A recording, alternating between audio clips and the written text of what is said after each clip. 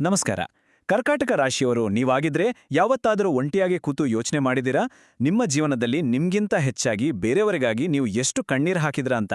ಯಾರಾದರೂ ನಿಮ್ಗೆ ಎಷ್ಟೇ ದೊಡ್ಡ ದ್ರೋಹ ಮಾಡಿದ್ರೂ ನಿಮ್ಮ ಹೃದಯ ಇಷ್ಟೊಂದು ಮೃದುವಾಗಿರಲು ಹೇಗೆ ಸಾಧ್ಯ? ನೀವು ಯಾವುದೋ ಒಂದು ಕೋಣೆಯೊಳಗೆ ಕಾಲಿಟ್ಟ ತಕ್ಷಣ ಅಲ್ಲಿರೋರು ಏನನ್ನೂ ಹೇಳಲಿಲ್ಲ ಅಂದ್ರೂ ಅವರ ಮನಸ್ಸಿನಲ್ಲಿರುವ ನೋವು, ದ್ವೇಷ ಅಥವಾ ಕಣ್ಣೀರು ನಿಮಗೆ ತಕ್ಷಣವೇ ಹೇಗೆ ಅರ್ಥ ಆಗ್ಬಿಡುತ್ತೆ? ಹೌದು, ಇದು ಕರ್ಕಾಟಕ ರಾಶಿಯವರ ಜೀವನದಲ್ಲಿ ನಡೆಯುವ ಅತ್ಯಂತ ನಿಗೂಢವಾದ ಸತ್ಯ. ಬೇರೆಯವರ ನೋವನ್ನ ನೀವು ಕೇವಲ ಕಣ್ಣಿಂದ ನೋಡೋದಿಲ್ಲ, ಆ ನೋವನ್ನ ನಿಮ್ಮ ಸ್ವಂತ ದೇಹ ಮತ್ತು ಮನಸ್ಸಿನಲ್ಲಿ ಸಂಪೂರ್ಣವಾಗಿ ಅನುಭವಿಸ್ತೀರಾ. ಇದು ಕೇವಲ ಕಲ್ಪನೆ ಅಲ್ಲ, ನಿಮ್ಮ ಬದುಕಿನ ವಾಸ್ತವ. ಬೇರೆಯವರ ಕಷ್ಟನ ಕಂಡು ಅವರ ನೋವನ್ನ ನಿಮ್ಮ ಹೆಗಲ ಮೇಲೆ ಹಾಕ್ಕೊಂಡು ಅಳುವ ಈ ಸ್ವಭಾವ ಎಷ್ಟೊಂದು ಸುಸ್ತು ಮಾಡುತ್ತೆ ಅಲ್ವಾ ನಿಮಗೆ? ಎಲ್ಲರ ನೋವನ್ನ ಹೀರ್ಕೊಂಡು ನೀವು ಒಳಗೆ ಎಷ್ಟು ಒದ್ದಾಡ್ತೀರಾ ಅನ್ನೋದು ಯಾರಿಗೂ ಅರ್ಥ ಆಗಲ್ಲ. ಆದರೆ ಒಂದು ವಿಷಯ ನಿಮಗೆ ಗೊತ್ತಾ? ದಯವಿಟ್ಟು ನಿಮ್ಮ ಈ ಸ್ವಭಾವನ ಕೇವಲ ಒಂದು ದೌರ್ಬಲ್ಯ ಅಥವಾ ಕಲ್ಪನೆ ಅಂತ ಯಾವತ್ತೂ ಭಾವಿಸಬೇಡಿ. ಇದು ವಾಸ್ತವವಾಗಿ ನಿಮ್ಮ ಜನನದ ಹಿಂದಿರುವ ಒಂದು ದೈವಿಕ ಶಕ್ತಿ. ನಿಮ್ಮ ಆತ್ಮ ಬಹಳ ಎಚ್ಚರಿಕೆಯಿಂದ ಕಾಯ್ದಿಟ್ಕೊಂಡಿರೋ ಒಂದು ಕಾಸ್ಮಿಕ್ ರಹಸ್ಯ ಇದು. ಜನ ನಿಮ್ಮ ಕಣ್ಣೀರನ್ನ ನೋಡಿ ನಿಮ್ಮನ್ನ ಸುಲಭವಾಗಿ ದುರ್ಬಲರು ಅಂತ ಅಂದ್ಕೊಳ್ಬೋದು, ಆದರೆ ಅದರ ಹಿಂದಿರೋ ಸತ್ಯವೇ ಬೇರೆ. ಸರಿ, ಈಗ ಸ್ವಲ್ಪ ಇದರ ಆಳಕ್ಕೆ ಇಳಿಯೋಣ. ಇಲ್ಲಿ ನಿಜವಾದ ಸತ್ಯ ಶುರುವಾಗುತ್ತೆ. ದೌರ್ಬಲ್ಯ ಅಂತ ಜಗತ್ತು ಅನ್ಕೊಂಡಿರೋ ನಿಮ್ಮ ಈ ವಿಪರೀತ ಭಾವನಾತ್ಮಕ ಶಕ್ತಿಯೇ ನಿಮ್ಮ ಬದುಕಿನ ಅತ್ಯಂತ ದೊಡ್ಡ ಬ್ರಹ್ಮಾಸ್ತ್ರ ಮತ್ತು ಅಡಗಿರುವ ಅದ್ಭುತ ಆಯುಧ. ಹೌದು, ಇದು ನೀವು ನಂಬಲೇಬೇಕಾದ ಸತ್ಯ. ನಿಮ್ಮ ಭವಿಷ್ಯದ ಯಶಸ್ಸು ಮತ್ತು ಬಹುದೊಡ್ಡ ಸಾಧನೆ ಈ ಒಂದು ಗುಪ್ತಶಕ್ತಿಯ ಮೇಲೆಯೇ ನಿಂತಿದೆ.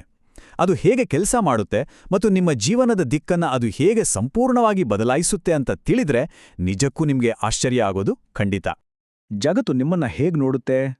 ಓಹ್, ಇವರು ಸಿಕ್ಕಾಪಟ್ಟ ಮುಂಗೋಪಿಗಳು, ಮೂಡಿ ಸ್ವಭಾವದವರು ಅಂತಲ್ವಾ? ಆದ್ರೆ ಒಳಗಿನ ಸತ್ಯ ಏನು ಅಂತ ಯಾರಿಗಾದ್ರೂ ಗೊತ್ತಾ? ವೈದಿಕ ಜ್ಯೋತಿಷ್ಯದ ಪ್ರಕಾರ ಈ ರಾಶಿಯನ್ನ ಆಳುವ ಗ್ರಹ ಚಂದ್ರ ಮತ್ತು ನಿಮ್ಮದು ಜಲತತ್ವ. ಸಮುದ್ರದ ಅಲೆಗಳು ಚಂದ್ರನಿಗೆ ತಕ್ಕಂತೆ ಏರಿ ಇಳಿಯುವ ಹಾಗೆ ನಿಮ್ಮ ಮನಸ್ಸಿನ ಭಾವನೆಗಳು ಕೂಡ ಸದಾ ಬದಲಾಗ್ತಲೇ ಇರುತ್ತೆ. ಹೌದು, ಸ್ವಲ್ಪ ಮೂಡ್ ಸ್ವಿಂಗ್ಸ್ ಇರೋದು ನಿಮ್ಮ ಹುಟ್ಟುಗುಣ. ಆದ್ರೆ ನಿಮಗೆ ಹಠಾತ್ತನೆ ಬರುವ ಆ ಕೋಪ ಇದೆಯಲ್ಲ, ಅದು ನಿಮ್ಮ ಕೆಟ್ಟತನ ಅಲ್ಲವೇ ಅಲ್ಲ. ಅದು ನೀವು ಒಳಗೆ ಅನುಭವಿಸುತ್ತಿರುವ ತೀವ್ರವಾದ ಭಾವನಾತ್ಮಕ ಒತ್ತಡದ ಸ್ಫೋಟವಷ್ಟೇ. ಆ ಕೋಪದ ಹಿಂದೆ ಕೇವಲ ಪ್ರೀತಿಗಾಗಿ ಹಂಬಲಿಸೋ ಒಂದು ಪುಟ್ಟ ಮಗುವಿನ ಮನಸ್ಸು ಅಡಗಿದೆ ಅನ್ನೋದನ್ನ ಈ ಜಗತ್ತು ಸಂಪೂರ್ಣವಾಗಿ ತಪ್ಪಾಗಿ ಅರ್ಥ ಮಾಡ್ಕೊಂಡಿದೆ.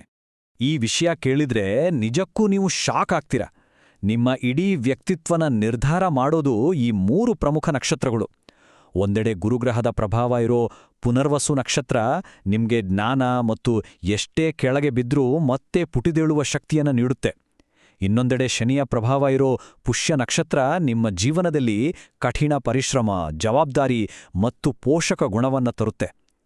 ಇವೆಲ್ಲಕ್ಕಿಂತ ಮಿಗಿಲಾಗಿ ಬುಧನ ಆಶ್ಲೇಷ ನಕ್ಷತ್ರದ ಸರ್ಪಶಕ್ತಿ ಇದೆಯಲ್ಲ, ಅದು ನಿಮ್ಮಲ್ಲಿ 6ನೇ ಇಂದ್ರಿಯನ ಜಾಗೃತಗೊಳಿಸುತ್ತೆ. ಈ ನಕ್ಷತ್ರಗಳ ಸಂಘರ್ಷದಿಂದಾಗಿಯೇ ನೀವು ಯಾವುದೇ ವ್ಯಕ್ತಿಯನ್ನ ಮೊದಲ ಬಾರಿ ನೋಡಿದಾಗ ನಿಮ್ಮ ಮನಸ್ಸಿನಲ್ಲಿ ಬರುವ ಆಲೋಚನೆ ಮತ್ತು ಅನುಮಾನ 100ಕ್ಕೆ 100 ನಿಜ ಆಗಿರುತ್ತೆ. ಈ ನಕ್ಷತ್ರಗಳ ಪ್ರಭಾವದಿಂದಾಗಿ ನಿಮ್ಮ ಬದುಕಲ್ಲಿ ಕೆಲವು ಆಳವಾದ ಸತ್ಯಗಳಿವೆ. ಈ ಮೌನ ತ್ಯಾಗದ ಕಥೆಯನ್ನ ಸ್ವಲ್ಪ ಕೇಳಿ. ನಿಮ್ಗೆ ಭವಿಷ್ಯದ ಬಗ್ಗೆ ಯಾವಾಗಲೂ ಅತಿಯಾದ ಭಯ ಇರುತ್ತೆ, ಹೀಗಾಗಿ ಕಷ್ಟಪಟ್ಟು ಹಣ ಉಳಿಸೋಕೆ ಪ್ರಯತ್ನ ಮಾಡ್ತೀರಾ. ಆದರೆ ನಿಮ್ಮ ಕಣ್ಣೆದುರು ಯಾರಾದರೂ ಕಷ್ಟದಲ್ಲಿದ್ರೆ ನಿಮ್ಮ ಸ್ವಂತ ಬ್ಯಾಂಕ್ ಅಕೌಂಟ್ ಖಾಲಿಯಾದ್ರೂ ಚಿಂತೆ ಇಲ್ಲ ಅಂತ ಎಲ್ಲವನ್ನೂ ಅವ್ರಿಗೆ ಎತ್ತಿಕೊಟ್ಬಿಡ್ತೀರಾ. ಆದರೆ ವಿಪರ್ಯಾಸ ಅಂದ್ರೆ ಜಗತ್ತು ನಿಮ್ಮ ಈ ಉದಾರತೆಯನ್ನ ಕೇವಲ ನಿಮ್ಮ ಕರ್ತವ್ಯ ಅಂತ ಅಂದ್ಕೊಂಡು ನಿಮ್ಮ ಈ ಮೃದುತ್ವವನ್ನ ಅತ್ಯಂತ ನಿರ್ದಯವಾಗಿ ದುರ್ಬಳಕೆ ಮಾಡ್ಕೊಳ್ಳುತ್ತೆ. ಇದು ನಿಮ್ಮ ಜೀವನದಲ್ಲಿ ಪದೇ ಪದೇ ಆಗ್ತಾನೇ ಇರುತ್ತೆ. ಮತ್ತೊಂದು ಅದ್ಭುತವಾದ ಆದರೆ ನೋವು ಕೊಡೋ ವಿಷಯ ಅಂದ್ರೆ ನೆನಪುಗಳ ಜಾಲ. ನಿಮ್ಮ ನೆನಪಿನ ಶಕ್ತಿ ಎಷ್ಟೊಂದು ತೀಕ್ಷ್ಣ ಅಂದ್ರೆ 10 ವರ್ಷಗಳ ಹಿಂದೆ ನಿಮ್ಮನ್ನ ಯಾರು ಹೇಗೆ ನೋಯಿಸಿದ್ರು, ನಿಖರವಾಗಿ ಯಾವ ಪದಗಳನ್ನ ಬಳಸಿದ್ರು ಅನ್ನೋದು ಇಂದಿಗೂ ನಿಮ್ಮ ಮನಸ್ಸಿನ ಅಂಗಳದಲ್ಲಿ ಹಸಿರಾಗಿ ಉಳಿದಿರುತ್ತೆ. ಎಲ್ಲವನ್ನು ಮರೆಯೋಕೆ ನೀವು ಎಷ್ಟೇ ಪ್ರಯತ್ನ ಪಟ್ರೂ ಆ ಹಳೆಯ ಗಾಯಗಳ ನೋವು ನಿಮ್ಮನ್ನ ಬಿಡೋದೇ ಇಲ್ಲ. ಈ ಹಳಹಳಿಕೆ ಅಥವಾ ನಾಸ್ಟಾಲ್ಜಿಯಾ ಅನ್ನೋ ಜಾಲವೇ ನಿಮ್ಮ ಭವಿಷ್ಯದ ಅನೇಕ ಅದ್ಭುತ ಅವಕಾಶಗಳಿಗೆ ಅಡ್ಡಿಯಾಗಿ ನಿಲ್ಲುತ್ತೆ ಮತ್ತು ನಿಮ್ಮನ್ನ ಮುಂದಕ್ಕೆ ಹೋಗೋಕೆ ಬಿಡೋದಿಲ್ಲ. ಈಗ ನಿಮ್ಮ ಆ ಮೂಡಿ ಸ್ವಭಾವದ ಹಿಂದಿರೋ ರಹಸ್ಯದ ಕಡೆ ಬರೋಣ. ಈಗಷ್ಟೇ ಖುಷಿಯಿಂದ ನಗ್ತಾ ಇದ್ದ ನೀವು ಇದ್ದಕ್ಕಿದ್ದಂತೆ ಸಂಪೂರ್ಣವಾಗಿ ಮೌನಕ್ಕೆ ಶರಣಾಗ್ತೀರ. ಯಾಕೆ ಗೊತ್ತಾ? ಏಕೆಂದ್ರೆ ನೀವು ಅತಿಯಾದ ಭಾವನೆಗಳನ್ನ ಒಟ್ಟಿಗೆ ಅನುಭವಿಸಿದಾಗ ನಿಮ್ಮ ಮನಸ್ಸು ಸಂಪೂರ್ಣವಾಗಿ ದಣಿದು ಹೋಗುತ್ತೆ.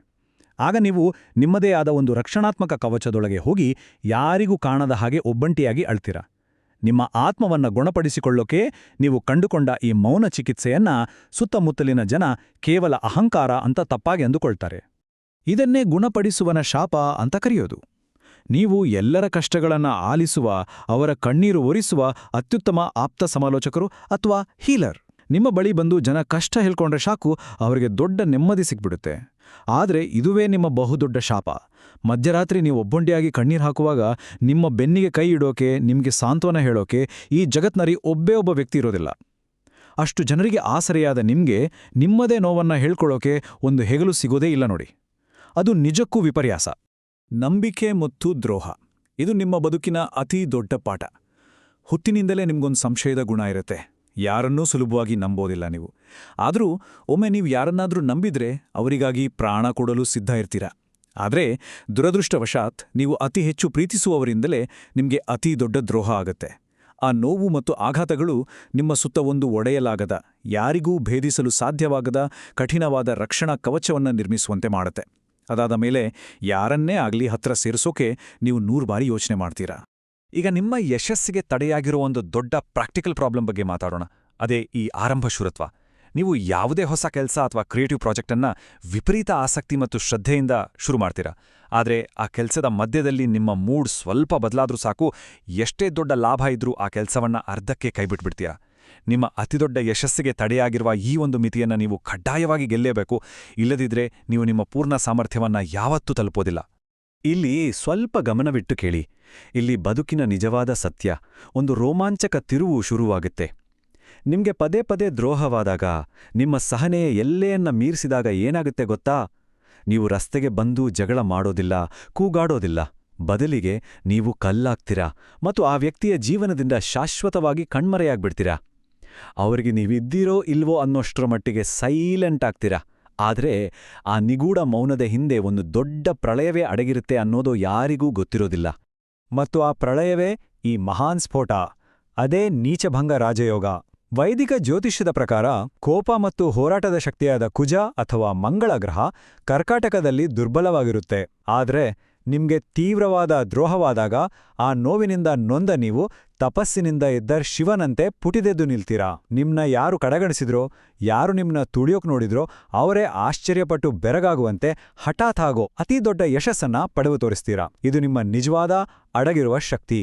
ಸೊ ಅತ್ಯಂತ ಮುಖ್ಯವಾದ ಪಾಯಿಂಟ್ ಇಲ್ಲಿದೆ. 2026ರ ಮಹತ್ತರ ಬದಲಾವಣೆ. ಪ್ರಸ್ತುತ ನಿಮ್ಗೆ ಅಷ್ಟಮಶನಿಯ ಕಾಟ ಸಂಪೂರ್ಣವಾಗಿ ಮುಗಿಯುವ ಹಂತದಲ್ಲಿದೆ. ಅಂದ್ರೆ ನಿಮ್ಮ ಜೀವನದ ಕತ್ತಲೆ ಸರಿಯುತ್ತಾ ಇದೆ.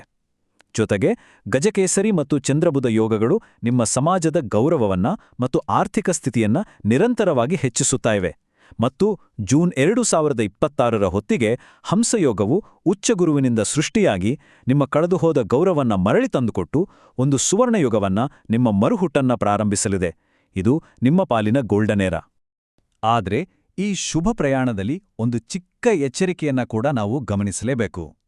ಜಾತಕದ 8ನೇ ಮನೆಯಲ್ಲಿರುವ ರಾಹು ನಿಮ್ಗೆ ಹಠಾತ್ ಬದಲಾವಣೆ ಅಥವಾ ಯಾರಿಗೂ ತಿಳಿಯದ ಗುಪ್ತ ರಾಜಕೀಯದ ಸವಾಲುಗಳನ್ನ ತಂದೊಡ್ಬೋದು. ನಿಮ್ಮ ಬೆನ್ನ ಹಿಂದೆಯೇ ನಿಮ್ಮನ್ನ ಬೀಳಿಸುವ ಸಂಚುಗಳು ನಡಿಬೋದು. ಇವುಗಳಿಂದ ಪಾರಾಗಲು ಮತ್ತು ನಿಮ್ಮ ಈ ದೈವಿಕ ರಕ್ಷಣೆಯನ್ನ ಕಾಯ್ದುಕೊಳ್ಳಲು ನೀವು ನಿರಂತರವಾಗಿ ಶಿವನ ಆರಾಧನೆ ಮತ್ತು ಹನುಮಾನ್ ಚಾಲೀಸಾವನ್ನ ಪಠಿಸೋದು ಅತ್ಯಂತ ಅವಶ್ಯಕವಾಗಿದೆ. ಈಗ ನಾವು ಈ ವಿಶ್ಲೇಷಣೆಯ ಅತ್ಯಂತ ಮುಖ್ಯವಾದ ಮತ್ತು ಭಾವನಾತ್ಮಕ ಘಟ್ಟಕ್ಕೆ ಬಂದಿದ್ದೀವಿ. ನೆನಪಿಡಿ, ನಿಮ್ಮ ಕಣ್ಣೀರು ದೌರ್ಬಲ್ಯ ಅಲ್ಲ, ಅದು ನಿಮ್ಮ ದೈವಿಕ ಶಕ್ತಿ. ಕೇವಲ ಸ್ವಾರ್ಥವೇ ತುಂಬಿರೋ ಈ ಜಗತ್ತಿನಲ್ಲಿ ಬೇರೆಯವರ ಕಷ್ಟಕ್ಕಾಗಿ ಮಿಡಿಯುವ ಹೃದಯ ನಿಮ್ಗಿದೆ ಅಂದ್ರೆ ನೀವು ಸಾಮಾನ್ಯರಲ್ಲ. ನಿಮ್ಮೊಳಗೆ ದೈವಿಕ ಅಂಶವಿದೆ. ನಿಮ್ಮನ್ನ ಯಾರು ನೋಯಿಸಿದ್ದಾರೋ ಅವರನ್ನ ಸಂಪೂರ್ಣವಾಗಿ ಕ್ಷಮಿಸ್ಬಿಡಿ. ಆದರೆ ಯಾವುದೇ ಕಾರಣಕ್ಕೂ ಮತ್ತೊಮ್ಮೆ ಅವರನ್ನ ನಿಮ್ಮ ಜೀವನದೊಳಗೆ ಪ್ರವೇಶಿಸಲು ಮಾತ್ರ ಬಿಡಬೇಡಿ. ಕರ್ಕಾಟಕ ರಾಶಿಯವರೊಳಗೆ ಜ್ವಾಲಾಮುಖಿಯಂತೆ ಪುಟಿದೇಳುವ ಶಕ್ತಿ ಇದೆ. ಆ ಶಕ್ತಿಯನ್ನ ನೀವು ಒಪ್ಕೊಳ್ಳೋ ಕಾಲ ಬಂದಿದೆ. ನೀವೇನಾದ್ರೂ ಕರ್ಕಾಟಕ ರಾಶಿಯವರಾಗಿದ್ದು ಈ ವಿಶ್ಲೇಷಣೆ ನೋಡ್ತಾ ಇದ್ರೆ ನಿಮ್ಮ ಈ ಅದ್ಭುತ ಶಕ್ತಿಯ ಬಗ್ಗೆ ನಿಮಗೇನನ್ಸ್ತಾ ಇದೆ ಅಂತ ಕಮೆಂಟ್ ಬಾಕ್ಸ್ಲಿ ಹಂಚ್ಕೊಳ್ಳಿ. ಹಾಗೆ ನಿಮ್ಮ ನೆಚ್ಚಿನ ದೇವರ ಹೆಸರನ್ನು ಖಂಡಿತ ತಿಳಿಸಿ. ಈ ವಿಶ್ಲೇಷಣೆ ನಿಮಗೆ ಕನೆಕ್ಟ್ ಆಗಿದ್ರೆ ದಯವಿಟ್ಟು ಲೈಕ್ ಮಾಡಿ, ಶೇರ್ ಮಾಡಿ ಮತ್ತು ಸಬ್ಸ್ಕ್ರೈಬ್ ಆಗೋದನ್ನ ಮರಿಬೇಡಿ. ಅಂದಹಾಗೆ ಅತಿಯಾದ ಪ್ರೀತಿ ಶಾಪವೋ ಅಥವಾ ವರಸಾಧ್ಯವೋ ಯೋಚನೆ ಮಾಡ್ತೀರಿ. ಜ್ಞಾನದ ಈ ಪಯಣ ಹೀಗೆ ಮುಂದುವರಿಯುತ್ತೆ. ನಮಸ್ಕಾರ.